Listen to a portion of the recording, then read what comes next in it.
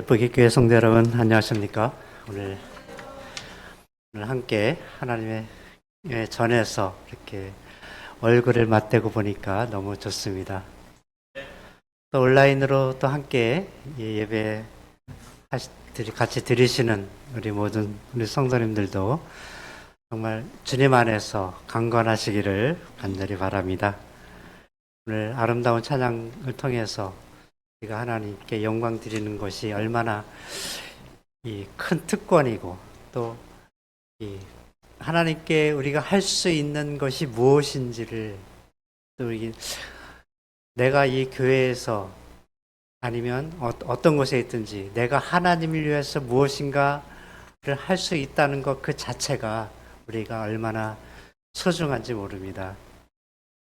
특별히 우리 성도님들이 정말 이 안식, 하나님께서 이 허락하신 이 귀한 시간에 이 하나님께서 정하신 이 공간 속에서 우리가 하나님을 찬양할 수 있는 그런 특권이 우리에게 주어졌다는 것은 우리에게 정말 큰 행복이고 행운입니다, 여러분.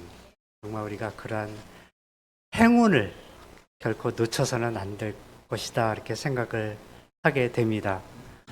사실 우리 성경에 보면 우리가 예수님을 만났지만 그러나 그 여러 가지 개인 사정을 통해서 우리 예수님을 떠나는 그런 사람들의 모습들이 성경 여기저기 많이 기록이 되어 있어요. 그래서 오늘 몇 사람의 어떤 그 이야기를 통해서 우리가 좀 생각해 볼 일이 있으면 좋겠다, 이렇게 해서 오늘 말씀을 좀 준비를 해봤습니다. 우리 먼저 성경 마태복음 8장 19절 20절에 있는 말씀입니다. 마태복음 8장 19절 20절. 한 서기관이 나와 예수께 아뢰되 선생님이여 어디로 가시든지 저는 따르리이다. 예수께서 이르시되 여우도 굴이 있고 공중의 새도 거쳐가 있을 때 인자는 머리 둘 곳이 없다 하시더라. 누가복음 9장 57절 58절에도 같은 내용인데요. 길 가실 때 어떤 사람이 여짜오되 어디로 가시든지 나는 따르리이다. 예수께서 이르시되 여우는 굴이 있고 공중의 새도 집이 있을 때 인자는 머리 둘 곳이 없도다 하시고, 제가 여기 두 성경절을 읽어드렸는데요. 여기에 나오는 그 마태복음에는 한 서기관으로 표현되었고 누가복음에는 그냥 어떤 사람 그렇게 기록되어 있어요. 또 또 다른 성경절 하나 더 있는데 거기에는 부자 청년 그렇게 또 기록이 되어 있어요. 이 사람은 사실 이 예수님의 어떤 이 말씀을 들었던 사람이에요. 그거 이렇게 따라다녔던 사람인데, 여기 이제 서기관이라고 표현되어 있는데, 이 사람이 예수께 나와서 한 말이 뭐예요? 선생님이요, 어디로 가든지 저는 따르겠나이다. 이렇게 했어요. 그는 늘 예수님을 따라다니면서 어떻게 했어요? 마음에 큰 감동을 받았어요.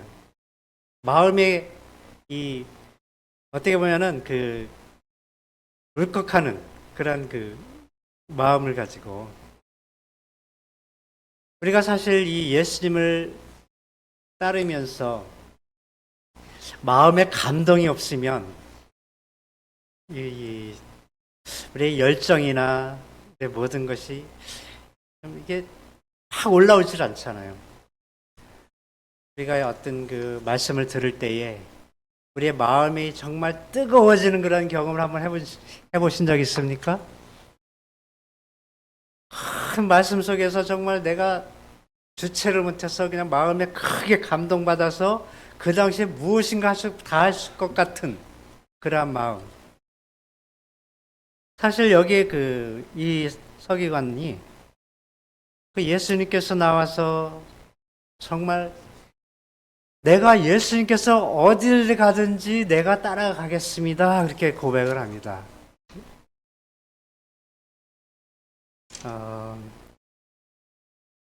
사실 내가 한 그 고백을 우리가 끝까지 지키기가 참 쉽지 않아요. 우리 간혹 우리도 그런 경험을 하지 않습니까? 정말 내 마음이 뜨거워서 내가 무엇인가 할 수 있을 것 같은 그런 마음을 가지고 나섰는데 시간이 조금 흐르다 보니까 그 마음의 그 열정이 차차차차 식어지는 그런 경험을 하신 적 없습니까? 근데 사실 여기서 이 서기관이 이란 말을 했을 때 예수님께서는 어떤 말씀하셨어요? 여우도 굴이 있고 공중의 새도 집이 있으되 인자는 머리 들 곳이 없도다. 그렇게 대답을 했어요. 왜 그런 말씀하셨을까?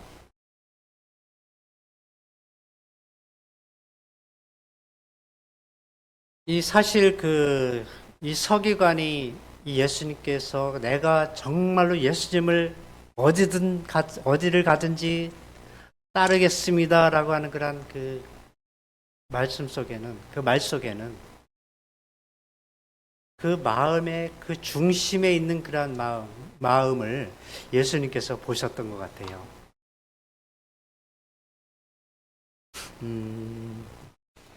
사실 누가복음 22장 33절에 보니까 이러한 말씀이 있어요. 그가 말하되 주여 내가 주와 함께 오게도 죽는 데에도 가기를 각오하였나이다 그렇게 말했어요. 누가 말했어요? 이 말을 누가 말했을까요? 내가 말하되 주여 내가 주와 함께 오게도 갈 것이고 죽는 데에도 끝까지 가기를 내가 아주 각오하겠습니다. 누가 말했어요? 베드로가 말했어요. 근데 지나고 나니까 베드로가 어때요? 오근커녕 예수님을 3번이나 부인하는 그런 아주 끔찍한 경험을 하게 됐죠. 사실 이 서기관이라고 하는 그런 직업은 그 직책을 갖고 있는 사람들은 사실 그 당시에 그 엘리트 집단이에요. 교양도 있고 지식도 많고. 그러니까 예수님이 만났던 대부분의 서기관들은 어떠한 서기관들이었는가? 예수님의 가르침을 배우려 하기보다는 늘 예수님을 함정에 빠뜨리려고 하는 그런 사람들이었어요. 근데 여기에 예수님께 나온 서기관은 그런 사람하고는 조금 다른 것 같아요. 정말 예수님을 대하고 만나고 그런 경험 속에서 그의 마음이 좀 어딘가 모르게 다른 사람들하고는 좀 다른 그런 모습을 보였어요. 이 성경 기록에는 없지만은 사실 이 사람은 예수님의 어떤 그 기적이나 어떤 말씀이나 그런 것을 통해서 봤을 때에 그가 열망했던 것은 그가 정말 고통 가운데 힘든 가운데서 그 일을 헤쳐나갈 그런 생각이 아니라 그 예수님을 통해서 무엇을 얻고자 했을까요? 자기 자신의 어떤 유익을 얻고자 하기 위해서 예수님을 따라가기로 했던 것입니다. 그래서 예수님은 나를 따라와 봐야 나는 뭐가 없어요? 아무것도 없어요. 아무것도 없으니까 잘 생각해 봐라. 그렇게 하셨을 것 같아요. 인간의 기대는 눈으로 보이는 것만을 쫓는 그러한 상황을 많이 봅니다. 눈으로 보는 그 상황 속에서 그것이 전부가 아니라는 것을 그 순간에 깨닫지 못해요. 예수님께서는 정말 이 사람의 마음이 어떠한 마음을 가지고 있고 어떠한 생각을 가지고 있는지를 다 이미 다 아셨기 때문에 이러한 말씀을 하셨던 것 같아요. 오늘 우리가 예수님께 나오는 그 동기가 어떨까요? 항상 좋은 일만 있을까요? 이 현실 속에서 우리가 항상 유익한 일만 생길 것으로 보고 우리가 하나님을 믿고 있습니까? 우리가 하나님을 진실하게 따르겠다고 우리가 수없이 약속했지만, 그러나 그 약속들이 얼마나 많이 깨져버릴까, 그런 것들을 우리가 많이 경험을 하게 됩니다. 여러분, 우리의 삶이 정말 어떠한 그 환경이나 어떠한 그 일들 가운데서도 결코 내가 내 스스로 실망하지 않는 그러한 믿음을 우리가 필요로 하고 있어요. 당장에 눈에 보이는 그 마음에서 그냥 욱해서 나오는 그러한 열정의 어떤 그 표본이 아니라 정말 내가 어디든 따라가겠다는 그 결심 속에는 정말 예수님께서 십자가에 달려 돌아가신 그 길, 십자가의 길까지 갈 수 있는 그 마음이 우리에게 필요하다는 것이죠. 정말 우리가 그 마음, 그 결심, 오늘 그 결심을 하시겠습니까? 여러분, 그 결심이 바로 오늘 내 마음속에 있어야 돼요. 나에게 비록 당장에 어떤 유익이 없을지라도, 나에게 큰 이득이 없을지라도 우리는 예수님을 따르고자 하는 그러한 마음과 열정이 우리가 순수한 그런 마음 속에서 있어야 될 것이라고 봅니다. 또 한 예를 들어서 마태복음 8장 21절에 있는 말씀에 제자 중에 또 한 사람이 있는데 주여 내가 먼저 가서 내 아버지를 장사하게 허락하옵소서. 22절 예수께서 이르시되 죽은 자들이 그들의 죽은 자들을 장사하게 하고 너는 나를 따르라 하시니.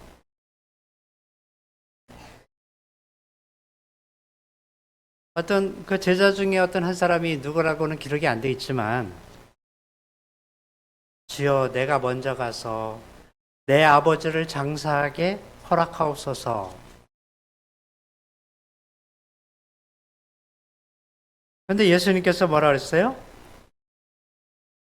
죽은 자들이 죽은 자들을 장사하게 하고 너는 나를 따라와라. 이렇게 말씀하십니다. 그러니까 이 문장에서 보면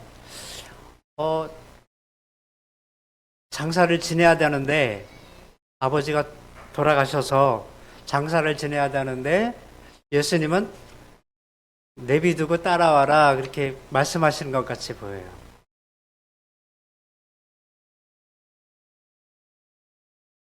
그러니까 예수님의 대답이 정말 비합리적인 그런 것처럼 보여질 수가 있어요.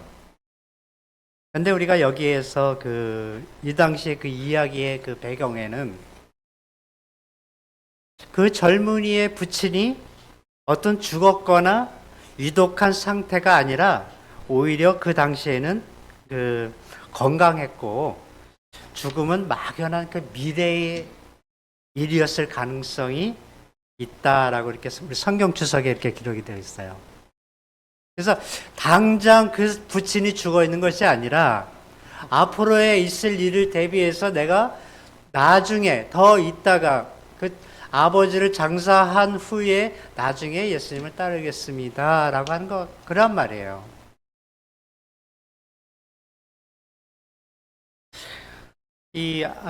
아까 처음에 말한 그 서기관은 정말 충동적으로 내가 예수님을 따르겠습니다 라고 그냥 당장에 그 예수님께 나왔지만 여기 이 사람은 그냥 마음이 느긋해요. 그 아버지가 죽은 후에 내가 장사까지 다 지내고 올 수 있는 그런 아주 느긋한 마음을 가지고 예수님을 따르고자 했던 것이죠.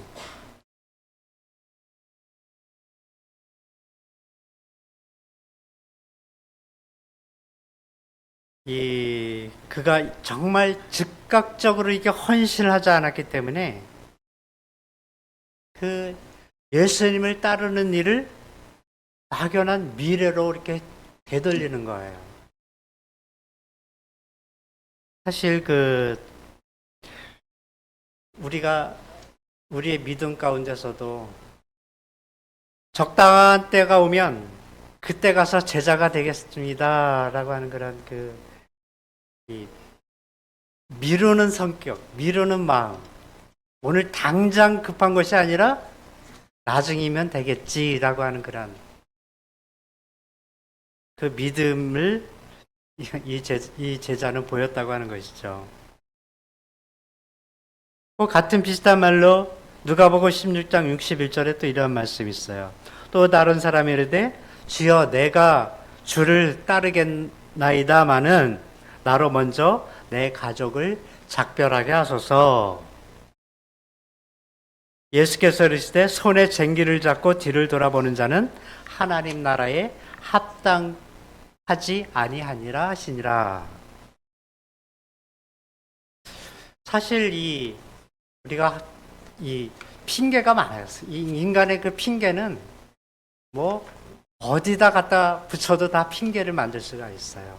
그렇죠? 근데 이 믿음에 대해서 예수님을 따라가는 데 대해서 핑계를 대면 그것은 뭐하고 연관이 되어 있냐면 바로 우리의 구원과 연관이 되어 있다고 하는 것입니다. 우리는 내가 해야 할 일들을 얼마나 많이 미루고 있습니까? 정말 해야 할 행동을 미루는 그러한 핑계들이 많아요. 주께서 나에게 어떤 행동을 요구하실 때에 예, 하겠습니다. 그러나 지금은 곤란하고 나중에 할게요. 그렇게 말한다면 우리는 어떻게 될까요? 가만히 생각해 보니까 세상에 이것도 좀 해야 되고 저것도 좀 해야 되고 이 세상적으로 해야 될 것이 너무 많아서 하나님의 일이 우선이냐 이 세상의 일이 우선이냐라고 하는 것을 놓고 이렇게 고민할 때가 많아요. 여러분 우리가 어떠한 일에 우선 먼저 이렇게 선택을 하시겠습니까? 주님의 제자가 되기 위해서는 열정과 단호한 결단이 요구됩니다. 지금 제자가 되기를 거부하고 그 일을 막연히 미래로 미루는 것은 제자가 될 수가 없어요. 그러니까 여기에 두 사람의 그 이야기 속에서 정말 내가 지금 선택하지 않고 나중의 일로 선택한다면 그들에게 있어서 구원의 기회는 다시 돌아오지 않을 것이다. 이렇게 볼 수가 있는 것이죠. 자, 또 한 가지는, 또 한 예는 또 이런 내용이 있어요. 예수께서 마태복음 10장 17절에 예수께서 길에 나가실새 한 사람이 달려와 꿇어 앉아 묻되 선한 선생님이여 내가 무엇을 하여야 영생을 얻으리까? 이 사람도 예수님께 달려서 무릎까지 꿇으면서 선한 선생님이여 내가 무엇을 하여야 영생을 얻겠습니까? 참 영생에 관해 관심이 많은 사람이었어요. 우리도 사실 영생에 대해서 관심이 많죠? 우리는 간혹 내가 무엇을 해야 영생을 얻겠습니까? 라고 하는 그런 질문을 우리는 정말 수없이 우리 스스로 많이 하고 있어요. 왜 그런 질문을 해요? 왜 내가 무엇을 해야 영생을 얻겠습니까? 라고 하는 그런 질문을 스스로 합니까? 뭔가가 부족하기 때문에 그런 것 같아요. 이 믿음의 구원에 대하여 어떤 확신의 어떤 그러한 의미를 내가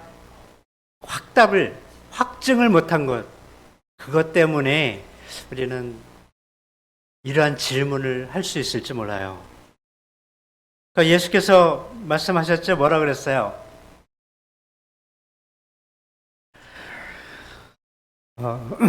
내가 계명을 안 하니 살인하지 말라, 간음하지 말라, 도둑질하지 말라, 거짓 증언하지 말라, 속여 빼앗지 말라, 내 부모를 공경하라 하였느니라.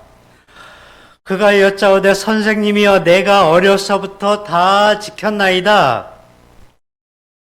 예수께서 그를 보시고 사랑하사 이르시되 내게 한 가지 부족한 것이 있으니 가서 내게 있는 것을 다 팔아 가난한 자들에게 주라.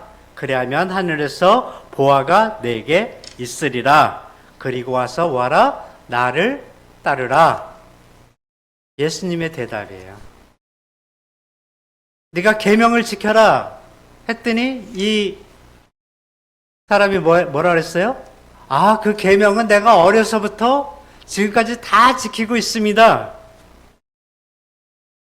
이것만 봐도 이 사람의 어떤 그 신앙은, 어떤 믿음은 외형적으로 봤을 때에 정말 완벽한 사람에 가까웠던 것이죠.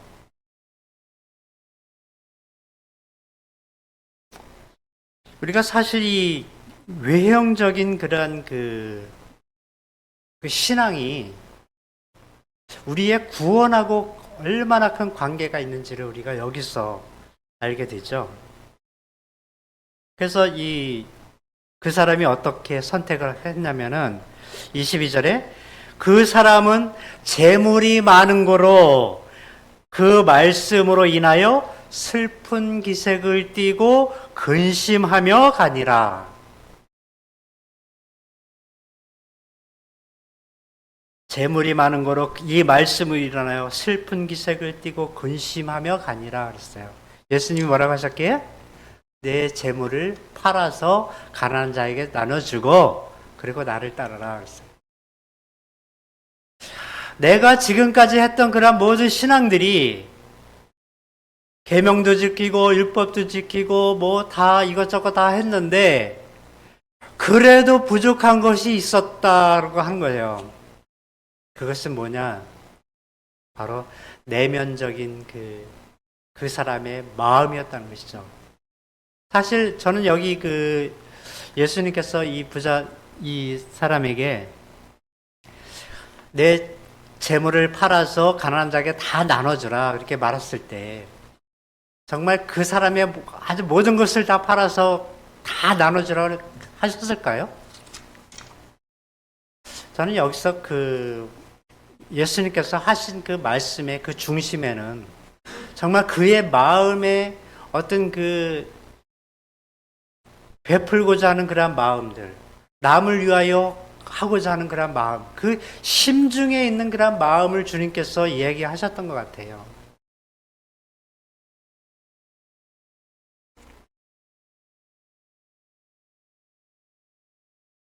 로마서 3장 28절에 사람이 의롭다 하심을 얻는 것은 율법의 행위에 있지 않고 믿음으로 되는 줄 우리가 인정하노라. 또 갈라디아서 2장 16절에 사람이 의롭게 되는 것은 율법의 행위로 말미암음이 아니요 오직 예수 그리스도를 믿음으로 말미암은 줄 알므로 우리도 그리스도 예수를 믿나니 이는 우리가 율법의 행위로서가 아니고 그리스도를 믿음으로써 의롭다함을 얻으려 함이니라. 율법의 행위로서는 의롭다함을 얻을 육체가 없느니라. 여러분,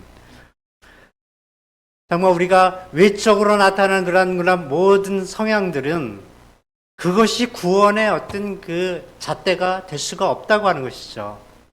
오직 뭐로? 예수 그리스도를 믿는 믿음으로. 그 믿음 속에서는 그 믿음이 무엇을 이야기하느냐? 주여 내가 믿습니다 하는 것은 고백하는 그런 고백이 아니라 예수님의 마음을 가지고 있는 그 마음이 내 마음과 어떤 같아지는 그런 마음이 필요하다고 하는 것이죠. 예수님의 마음은 어떤 마음이에요?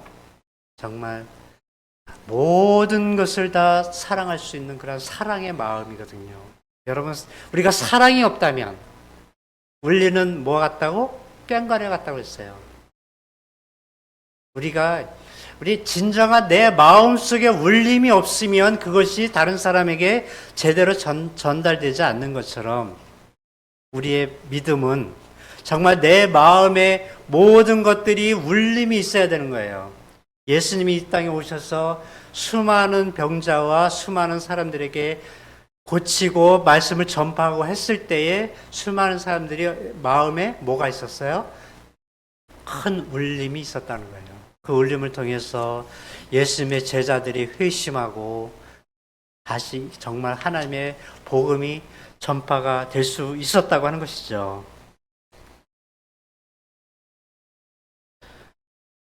우리가 정말 이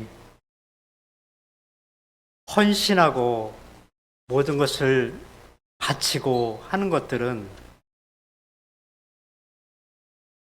우리가 더 나은 세상, 더 나은 것을 위하여 우리는 준비를 하는 것이죠. 누가복음 12장 31절에 이러한 말씀이 있습니다. 다만 너희는 그의 나라를 구하라. 그리하면 이런 것들이 너에게 더하시리라. 적은 무리여 두려워 말라. 너희 아버지께서 그 나라를 너희에게 주시기를 기뻐하시느니라. 33절에 너희 소유를 팔아 구제하여 낡아지지 아니하는 배낭을 만들라. 곧 하늘에 둔 바 다함이 없는 보물이니 거기에는 도둑도 가까이 하는 일이 없고 좀도 먹는 일이 없느니라. 너희 보물이 있는 곳에 너희 마음도 있느니라. 이 세상에 어떤 내가 소유하고 싶은 그런 물질적인 그 욕구나 그런 것들은 정말 이 도둑, 한순간에 도둑으로 인해서 다 빼앗길 수 있는 그런 것들이에요. 그러나 우리가 준비하는 그 보물은 어디에 있다? 하늘에 있다 그랬어요. 그 보물이 하늘에 있으면 우리가 그 보물을 간절히 사모한다면 내 마음속에 그 보물을 간절히 원하지 않겠습니까? 그 보물이 하늘에 있으면 내가 그 하늘에 가기 위한 그러한 노력을 더 할 것 같습니다. 사실 우리가 아는 대로 구원은 개인적인 문제예요. 그렇죠? 에스겔서 14장 20절에 비록 노아, 다니엘, 욥이 거기 있을지라도 나의 삶을 두고 맹세하노니 그들도 자녀는 건지지 못하고 자기의 공의로 자기의 생명만 건지리라. 주 여호와의 말씀이니라. 노아, 다니엘, 욥이 자기 자신밖에는 구원을 못한다고 하는 거예요. 우리가 아무리 잘해도 자기의 생명만 구할 수 있다는 것이죠. 또 우리는 단체로 집단적으로 우리 하늘 왕국에 들어갈 수가 없어요. 우리 여기 계신 우리 부객교 우리 성도님들 우리 부객교에 나왔으니까 우리 다 한꺼번에 다 그대로 우리 하늘나라 갔으면 참 좋겠습니다. 그렇죠? 예, 우리 그렇게 되기를 원합니다. 우리가 집단적으로 우리가 다 하늘나라 간다면 우리가 여기에 모인 분들은 다 이렇게 같이 이렇게 하늘나라 가면 참 좋겠는데 뭐 가실 수 있을 거예요. 그렇죠? 그러나 또 더 중요한 건 우리는 각자 자신의 행위를 가지고 하나님 앞에 서야 된다고 하는 것이죠. 그러나 우리는 또 이 세상에서 혼자 살아가고 있지는 않아요. 다른 사람들과 같이 접촉하면서 다른 사람의 영향을 받기도 하고 또 다른 사람에게 나의 영향을 주기도 합니다. 여러분, 우리는 어떤 믿음을 갖고 있습니까? 다른 사람의 신앙, 다른 사람의 삶을 따라가고 있는 사람일까요? 아니면 나의 그 모습을 보여주면서 주도적으로 살아가는 사람일까요? 우리는 정말 내가 보여줄 수 있는 것은 어떻게 보면 아무것도 없어요. 내 자신을 보여줄 수는 없지만, 그러나 내가 다른 사람에게 영향을 끼칠 수 있는 그 영향을 우리가 누구를 통해서, 우리 예수 그리스도를 통해서 만들어야 되는 것이죠. 마지막 시대에 우리 주님은 정말 확고부동하게 서 있는 우리를, 그 사람들을 반드시 함께 하실 것이다. 능력을 주실 것이다. 그렇게 말씀하고 계십니다. 오늘 북의교회 우리 모든 성도 여러분, 우리는 때때로 연약할 수가 있고, 또 이 세상의 어떤 모든 것들을 통해서 내가 선택의 갈림길에서 이 결단을 내리지 못할 때에 우리는 어떤 결심을 해야 되겠습니까? 참 어려운 숙제예요, 가만히 보면. 그래서 그 숙제를 해결하기 위한 방법은 오직 하나님의 말씀 속에 기록되어 있는 그 말씀이 정말 우리의 삶의, 우리의 선택의 이 방향키가 되어야 된다고 하는 것이죠. 여러분, 오늘 정말 내가 선택해야 될 그 시점이 오면 정말 우리가 말씀을 통해서, 말씀에 기록된 대로 우리의 방향키를 설정하시기 바랍니다. 우리 북의교회 모든 성도 여러분들이 정말 끝까지 남아서 저 하늘에 있는 보물을 획득하기 위하여 우리가 끝까지 전진하시기를 바라면서 오늘 말씀을 드리겠습니다. 감사합니다.